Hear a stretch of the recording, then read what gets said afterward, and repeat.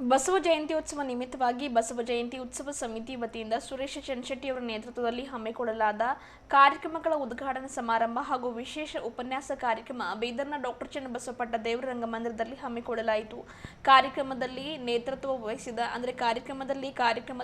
ವಹಿಸಿದ ಹುಲಸೂರು ಗುರು ಬಸವೇಶ್ವರ ಸಂಸ್ಥಾನ ಮಠದ ಡಾಕ್ಟರ್ ಶಿವಾನಂದ ಮಹಾಸ್ವಾಮಿಗಳು, ದಿವ್ಯ ಸಾನ್ನಿಧ್ಯ ವಹಿಸಿದ ಅನುಭವ ಮಂಟಪ ಅಧ್ಯಕ್ಷರಾದ ಡಾಕ್ಟರ್ ಬಸವಲಿಂಗ ದೇವರು, ದಿವ್ಯ ಸಮ್ಮುಖ ವಹಿಸಿರುವ ಅಕ್ಕ ಡಾಕ್ಟರ್ ಗಂಗಾಂಬಿಕೆ ಅಕ್ಕನವರು ಕಾರ್ಯಕ್ರಮ ಉದ್ದೇಶಿಸಿ ಮಾತನಾಡಿದರು. ಬಸವ ಜಯಂತಿ ಉತ್ಸವ ಸಮಿತಿ ಗೌರವ ಅಧ್ಯಕ್ಷರಾದ ರಾಜೇಂದ್ರ ಕುಮಾರ್ ಗಂಗೆ ಅವರು ಪ್ರಾಸ್ತಾವಿಕವಾಗಿ ಮಾತನಾಡಿದರು.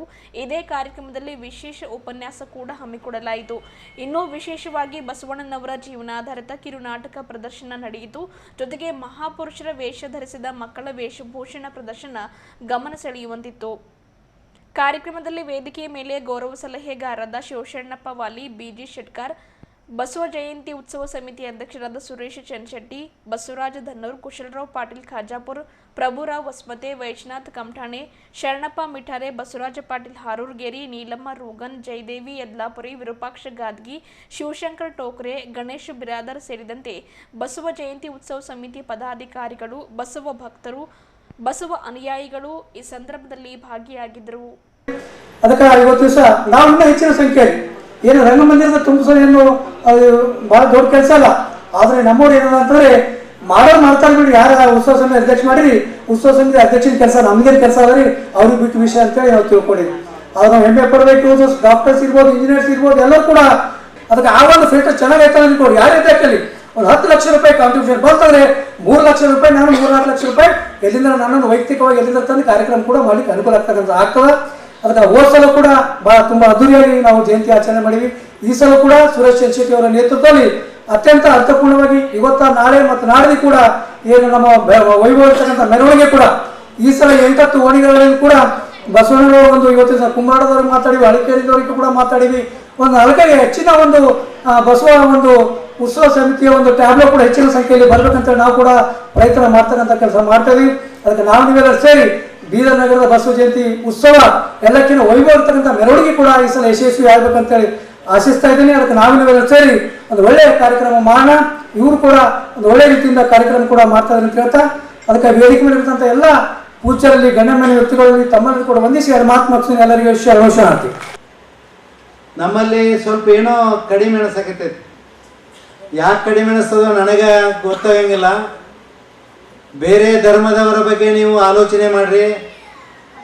ಎಷ್ಟೊಂದು ಕೇಳಿದಾಗ ಪ್ರಗತಿಪರವಾಗಿ ಎಷ್ಟು ಜನ ಸೇರ್ತಿದ್ದಾರೆ, ಅದ್ರ ಬಗ್ಗೆ ಎಷ್ಟು ಹುಮ್ಮಸ್ ಇರ್ತದೆ, ಎಲ್ಲ ಇರ್ತದ.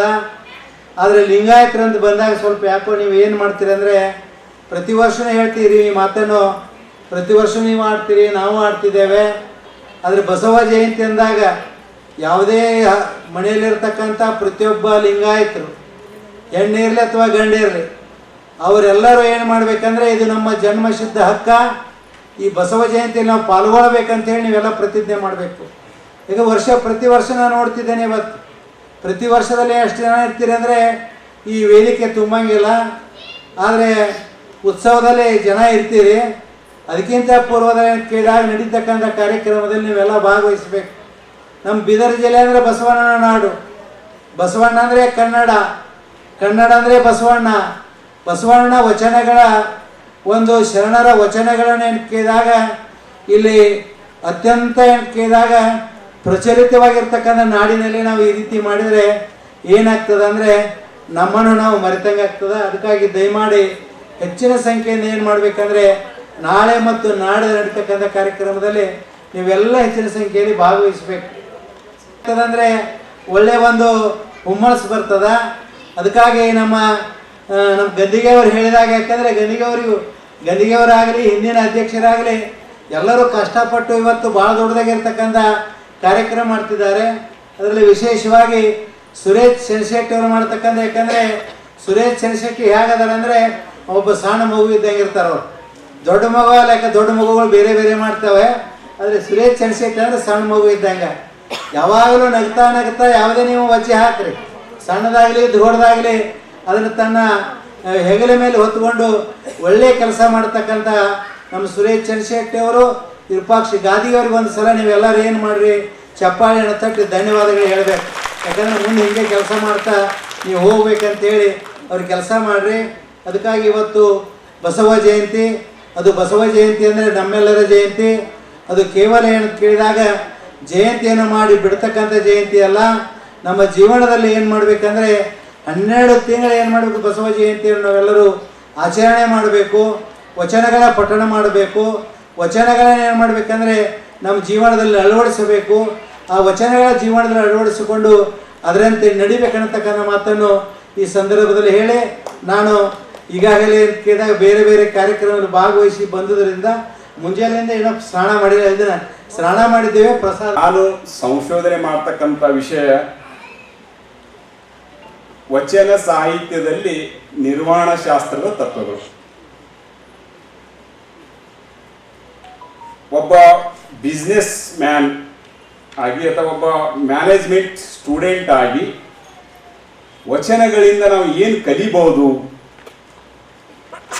ಮತ್ತು ಆ ವಚನಗಳನ್ನು ನಾವು ಕಂಪನಿಗಳಲ್ಲಿ ದಿನನಿತ್ಯದ ನಮ್ಮ ಸಂಸಾರದಲ್ಲಿ ನಮ್ಮ ಸಂಸ್ಥೆಯಲ್ಲಿ ಅದನ್ನು ಬಳಸಿಕೊಳ್ಳುವ ಮೂಲಕ ನಾವು ಎಷ್ಟು ಎಫೆಕ್ಟಿವ್ ಆಗಿ ನಿರ್ವಹಣೆ ಮಾಡ್ಬೋದು ಅನ್ನೋ ವಿಷಯವನ್ನ ಕುರಿತು ನಾನು ಸಂಶೋಧನೆ ಮಾಡ್ತಾ ಇದ್ದೇನೆ.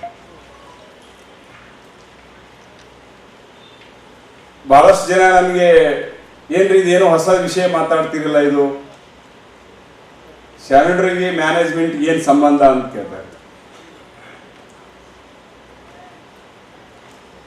ಗಂದಿಗೆ ಸರ್ ಅವರು ಹೇಳಿದ್ರು, 1000 ಜನ ಸೇರಿಸಿ ಬಸವ ಜಯಂತಿ ಮಾಡೋದು ಎಷ್ಟು ಕಷ್ಟ ಇದೆ ಅಂತ.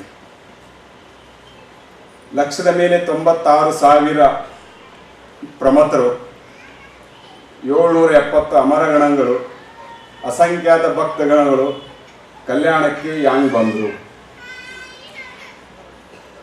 ಬಸವಣ್ಣನವರು ಎಷ್ಟು ಫಂಡ್ ರೇಸ್ ಮಾಡಿದ್ರು, ಎಲ್ಲೆಲ್ಲಿ ರೇಸ್ ಮಾಡಿದ್ರು.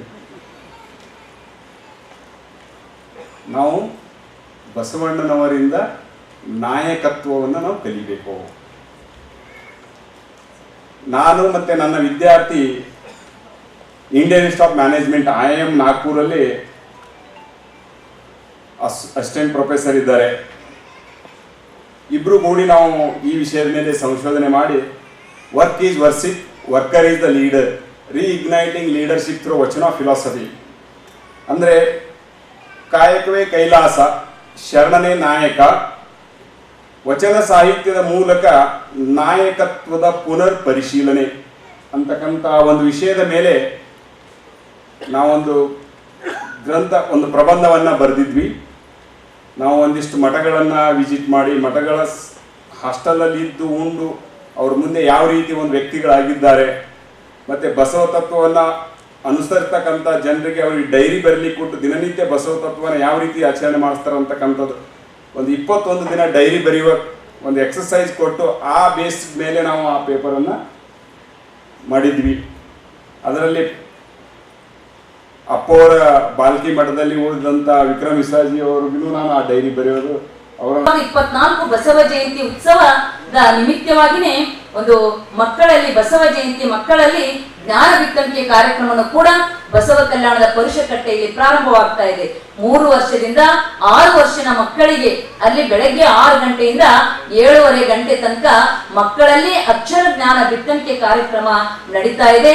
ಬಸವಣ್ಣನವರು ಹುಟ್ಟಿದ ದಿವಸ, ಯಾಕಂದ್ರೆ ಇಡೀ ಜಗತ್ತಿಗೆ ಅರಿವೇ ಗುರು ಅಂತಕ್ಕಂಥ ತತ್ವ ಕೊಟ್ಟು ವರ್ಲ್ಡ್ ನಾಲೆಜ್ ಡೇ ಬಸವಣ್ಣನವರ ಒಂದು ಜಯಂತಿಯಲ್ಲಿ ಆಗ್ಬೇಕು, ಅವರು ಹುಟ್ಟಿದ ದಿನದ ಘೋಷಣೆ ಆಗ್ಬೇಕು ಅಂತ ಒಂದು ಇಡೀ ಜಗತ್ತಿಗೆ ಜ್ಞಾನ ಕೊಟ್ಟಿರ್ತಕ್ಕಂಥ ಗುರು ಬಸವಣ್ಣನವರ ಜಯಂತಿಯ ದಿವಸ ಮಕ್ಕಳಲ್ಲಿ ಜ್ಞಾನ ಬಿತ್ತಣಿಕೆ ಕಾರ್ಯಕ್ರಮ ಪ್ರಾರಂಭವಾಗ್ತಾ ಇದೆ.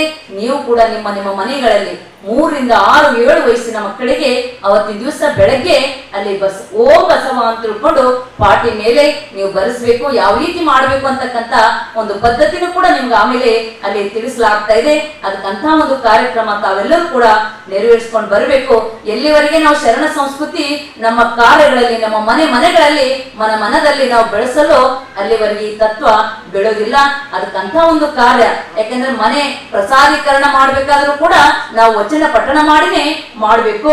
ಮತ್ತೆ ಮಕ್ಕಳಿಗೆ ಸಂಸ್ಕಾರ ಕೊಡದಿದ್ರು ಕೂಡ ವಚನ ಪಠಣ ಮಾಡಿ ಲಿಂಗ ದೀಕ್ಷೆಯನ್ನು ಮಾಡಿನೇ ನಾವು ಕಾರ್ಯಕ್ರಮಗಳನ್ನು ಮಾಡಬೇಕು. ಅಂತ ಒಂದು ಸಂಸ್ಕೃತಿ ನಾವು ಮಕ್ಕಳಲ್ಲಿ ಹುಟ್ಟಿ ಹಿಡ್ಕೊಂಡು ಕೊನೆವರೆಗೂ ಕೂಡ ಈ ಶರಣ ಸಂಸ್ಕೃತಿ ನಾವು ಮನೆಗಳಲ್ಲಿ ಬೆಳೆಸ್ಕೊತ ಹೋದೆವು ಅಂತಂದ್ರೆ ಈ ಒಂದು ಶರಣ ಸಂಸ್ಕೃತಿ ಒಂದು ಜನಾಂಗ ನಿರ್ಮಾಣ ಆಗ್ಲಿಕ್ಕೆ ಸಾಧ್ಯ ಆಗ್ತದೆ. ಅದಕ್ಕಂತ ಒಂದು ಸಂಸ್ಕೃತಿ ನಾವೆಲ್ಲರೂ ಕೂಡ ಅಲ್ಲಿ ಬೆಳೆಸೋಣ ಅಂತ ತಿಳ್ಕೊಂಡು ಪ್ರಾರ್ಥಿಸಿ. ಯಾಕಂದ್ರೆ ಈಗ ಬಸವ ತತ್ವ ಭಾಳ ಘನವಾದದ, ಬೀಜ ಭಾಳ ಪವರ್ಫುಲ್ ಅದ. ಆದರೆ ಆ ಬೀಜಕ್ಕೆ ಸರಿಯಾದ ಗೊಬ್ಬರ ನೀರು ಎಲ್ಲ ಇತ್ತಂದ್ರೆ ಅದು ವಿಶಾಲವಾಗಿ ಆಲದ ವೃಕ್ಷ ಇದ್ದಂಗೆ ಬೆಳೀತದೆ. ಅದನ್ನೇ ನಾವು ಎಲ್ಲರೂ ಸೇರಿ ಪ್ರಯತ್ನ ಮಾಡಬೇಕಾಗಿದೆ. ಅದಕ್ಕೆ ಇವತ್ತು ನಿಜಕ್ಕೂ ನಾವು ವಚನಗಳನ್ನು ಓದೋದು ಅಷ್ಟೇ ಮಹತ್ವ, ಅದರಂತೆ ಆಚರಣೆ ಮಾಡೋದು ಅಷ್ಟೇ ಮಹತ್ವ. ಜ್ಞಾನ ಮತ್ತು ಕ್ರಿಯೆ, ಅದಕ್ಕೆ ಚನ್ನಬಸವಣ್ಣವ್ರು ಹೇಳ್ತಾರೆ, ಪರಸ್ತ್ರೀ ನೋಡಬಾರದೆಂಬುದು ಜ್ಞಾನ, ಅದರಂತೆ ಆಚರಿಸುವುದು ಕ್ರಿಯೆ, ಆಚರಿಸದಿದ್ದರೆ ಅದೇ ಅಜ್ಞಾನ ನೋಡ ಅಂತ ಹೇಳ್ತಾರೆ. ಅದಕ್ಕೆ ಬಂಧುಗಳೇ, ನಾನು ನಮ್ಮ ಮಹಾಕ್ರಾಂತಿ ನಾಟಕ ಭಾಳ ಕಷ್ಟಪಟ್ಟು ಅವರು ಈ ಬೇಸಿಗೆ ರಜೆ ಇದ್ದರೂ ಎಲ್ಲರಿಗೂ ಕರೆಸಿ ಕಷ್ಟಪಟ್ಟು ಬಂದಿದ್ದಾರೆ. ಅದನ್ನು ನೀವೆಲ್ಲರೂ ನೋಡಬೇಕು ಅಂತ ನನ್ನ ಇಚ್ಛೆ ಇರೋದ್ರಿಂದ ನಾನು ಹೆಚ್ಚಿಗೆ ಮಾತು ಬೆಳೆಸಲಾರ್ದೇ ಇವತ್ತು ನಮ್ಮ ಗಣಪತಿ ಸಿನ್ನೂರವರು ಏನು ಅಭಿಪ್ರಾಯ ಹೇಳಿದಾರೆ ಅದಕ್ಕೆ ನಮ್ಮದು ಓಟ್ ಅದ, ಸಹಿ ಅದ ಅಂತ ಹೇಳಿ ನನ್ನ 2 ಮಾತುಗಳನ್ನು ಮುಕ್ತಾಯ ಮಾಡ್ತೀನಿ. ಓಂ ಶ್ರೀ ಗುರು ಬಸವಲಿಂಗಾಯ ನಮಃ. ಈ ಉತ್ಸವ ಸಮಿತಿಯ ಅಧ್ಯಕ್ಷರಾದಂಥ ಚಂದ್ರಶೆಟ್ಟಿಯವರು ಮತ್ತು ನಮ್ಮ ಪ್ರಧಾನ ಕಾರ್ಯದರ್ಶಿಗಳು ಅವರಿಬ್ಬರು ಪ್ರಯತ್ನ, ಪರಿಶ್ರಮ, ಉತ್ಸಾಹದ ಬಗ್ಗೆ ಯಾವುದೇ ಒಂದು ಕಾರ್ಯಕ್ರಮ ಮಾಡಬೇಕಾದ್ರೂ ಅದರಿಂದ ಪ್ರಯತ್ನ, ಪರಿಶ್ರಮ ಭಾಳ ಇರ್ತದೆ. ಅದಕ್ಕೆ ಅವರು ಇನ್ನೂ ನಿರುತ್ಸಾಹ ಆಗಲಾರ್ದೇ ಇನ್ನೂ ಉತ್ಸಾಹಿಗಳಾಗಿ ಒಳ್ಳೆಯ ರೀತಿಯಿಂದ ಆಯೋಜನೆ ಮಾಡ್ತಾ ಇದ್ದಾರೆ. ಅವರಿಗೆ ಶುಭ ಹೇಳಿ